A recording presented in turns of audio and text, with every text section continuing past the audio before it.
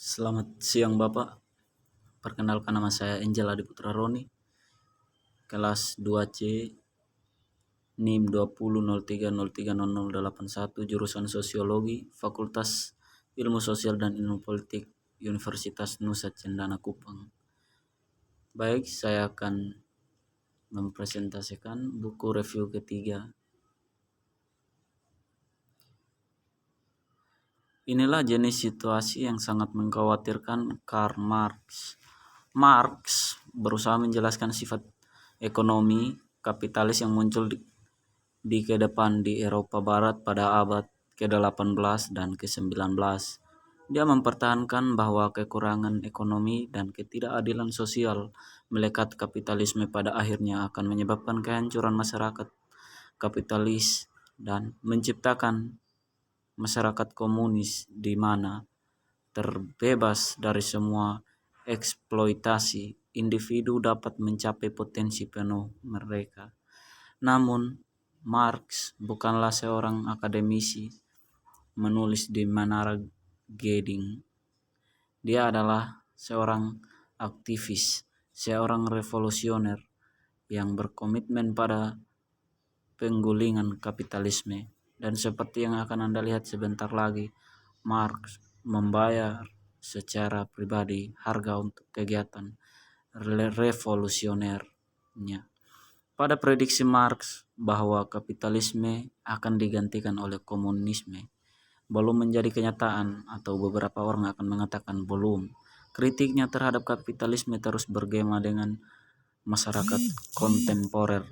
Diskusinya mengenai konsentrasi kekayaan, pertumbuhan kapitalisme monopoli, bisnis mengejar keuntungan yang tidak bermoral, ditunjukkan misalnya oleh skandal baru-baru ini seputar Barclays, UBS, Citigroup, JPN Morgan Chase, dan Bernard Madoff, untuk menyebutkan beberapa.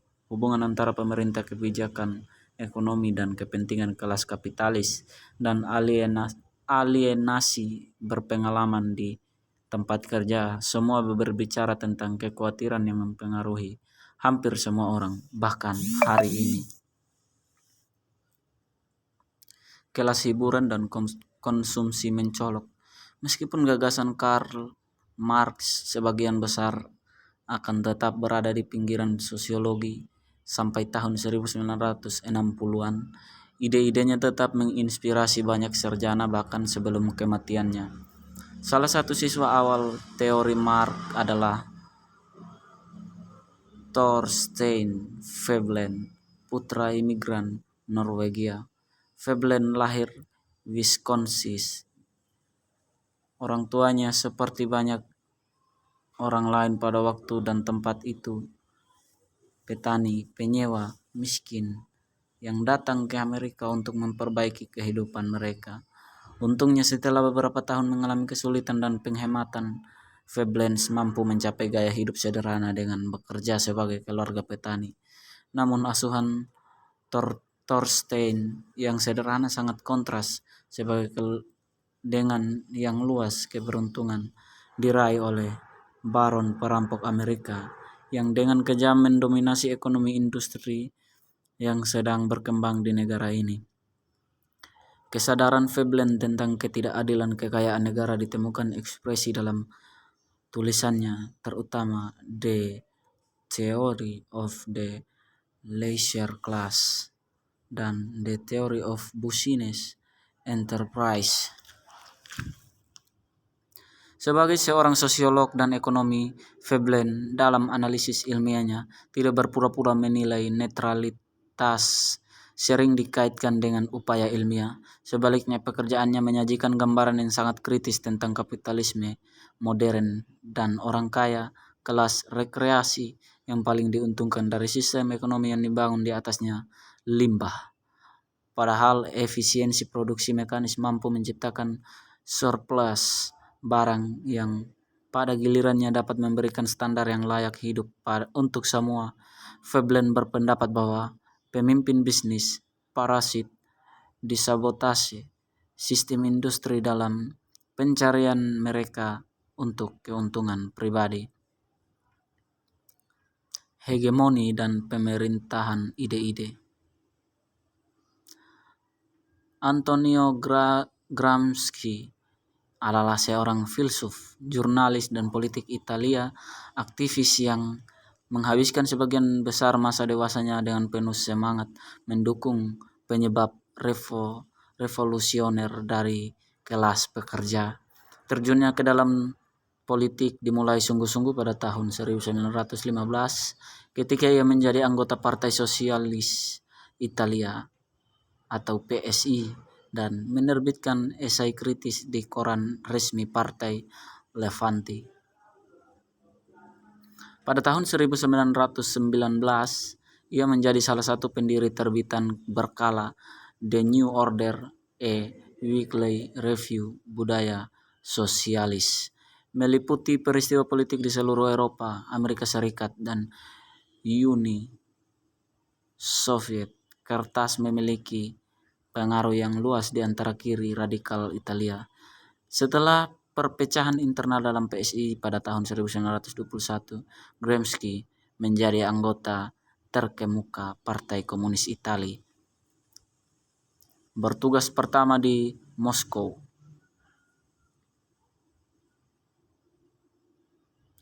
Dia akan terpilih menjadi anggota Kamar Deputi Partai dan kemudian naik ke posisi Jenderal Sekretaris. Gramsci akan membayar mahal untuk aktivisme politiknya. Simpati dengan revolusi dan para pemimpinnya dan aliansinya dan dengan gerakan pekerjaan negaranya membuatnya menjadi musuh Italia pemerintahan fasis yang baru dibentuk. Pada tahun 1926, Gramsci ditangkap karena perbuatannya kegiatan politik dan dijatuhi hukuman 20 tahun penjara. Ia akan melayani hanya 11 tahun penjara bagaimanapun sebelum mati karena otak pendarahan pada April 1937. Dari Jerman ideologi. Karl Marx dan Friedrich Engels, premis dari mana kita memulai bukanlah yang sembarangan, bukan dogma tetapi tempat nyata dari mana abstraksi hanya dapat dibuat dalam imajinasi. Mereka adalah individu yang nyata. Aktivitas mereka dan kondisi material di bawahnya diproduksi oleh aktivitas mereka. Dengan demikian, tempat tersebut dapat diverifikasi secara murni cara empiris. Premis pertama dari seluruh sejarah manusia tentu saja adalah keberadaan kehidupan individu manusia.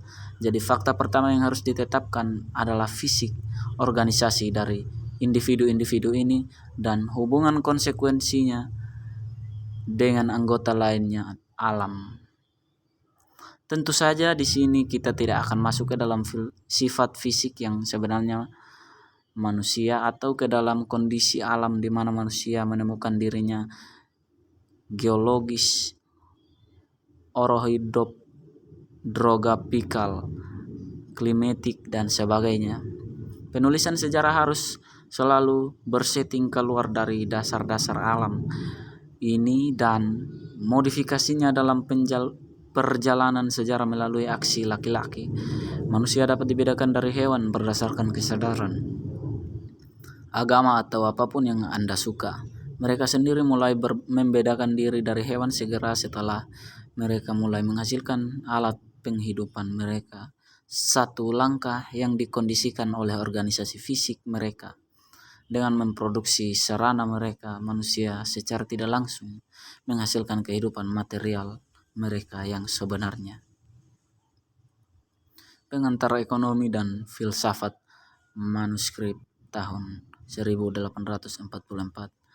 Dalam esai Alienated Labor diambil dari Economic and Psychological Manuscript of 1844, Marx meneliti kondisi keterasingan atau pengasingan.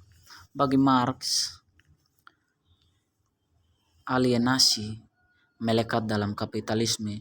Mereka proses produksi dan hasil kerja kita menghadapkan kita sebagai pihak yang mendominasi kekuasaan. Itu tidak berasal dari kesadaran yang berakar dari agama, seperti Hegel berargumen, tetapi dari kondisi material tempat kami menerapkan esensial kami kapasitas produktif.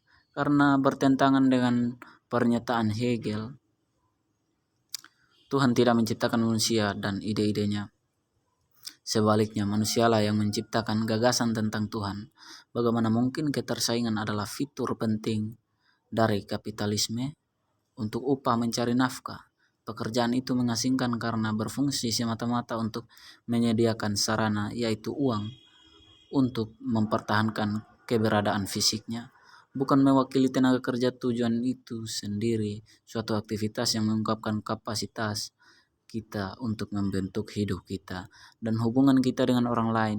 Kepemilikan pribadi atas alat-alat produksi mengurangi peran pekerja menjadi roda penggerak di mesin. Pekerja adalah seorang objek yang dapat dibuang, yang melakukan tugas rutin. Dengan kata lain, untuk Marx, bekerja hanya untuk uang dan bukan untuk potensi kreatif tenaga kerja itu sendiri, mirip dengan menjual jiwa. Pengantar Manifesto Komunis. Pada tahun 1847, Liga Komunis, sebuah asosiasi yang dibentuk oleh para pekerja radikal di tahun 1836, menugaskan Marx dan Engels untuk menulis traktat politik yang menguraikan program organisasi. Hasilnya adalah komunis yang sekarang terkenal manifesto atau juga disebut dengan The Manifesto of the Communist Party, yaitu Anda akan baca di bawah.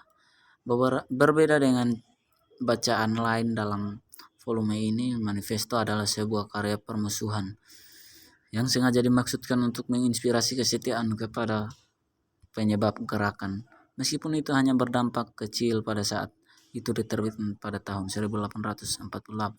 Tidak lama kemudian, para pekerja dan petani melancarkan pemberontakan di sebagian besar Eropa termasuk Prancis, Jerman, dan Italia. Terlepas dari asalnya sebagai saluran politik, The Communist Manifesto adalah disignifikan teoritis yang besar.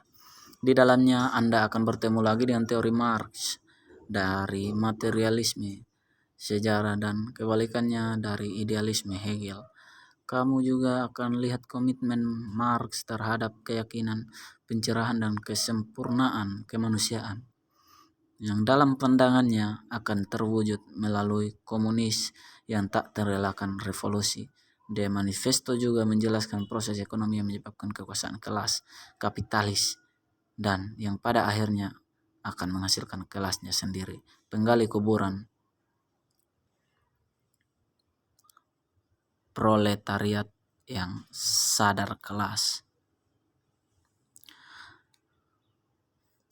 Karl Marx dan Friedrich Engels, sebuah momok yang menghantui Eropa, momok komunisme. Semua kekuatan Eropa lama telah memasuki aliansi suci untuk mengusir hantu itu. Paus dan Tsar, Matemitz dan Guizot, radikal Prancis, dan mata-mata polisi Jerman, di mana partai oposisi yang belum dikecam sebagai komunis oleh lawannya yang berkuasa, di mana oposisi yang belum dilontarkan kembali mencela komunisme, melawan oposisi yang lebih maju, serta melawan musuh reaksionenya. Ada dua hal yang dihasilkan dari fakta ini. Komunisme sudah diakui oleh semua kekuatan Eropa menjadi kekuatan sendiri.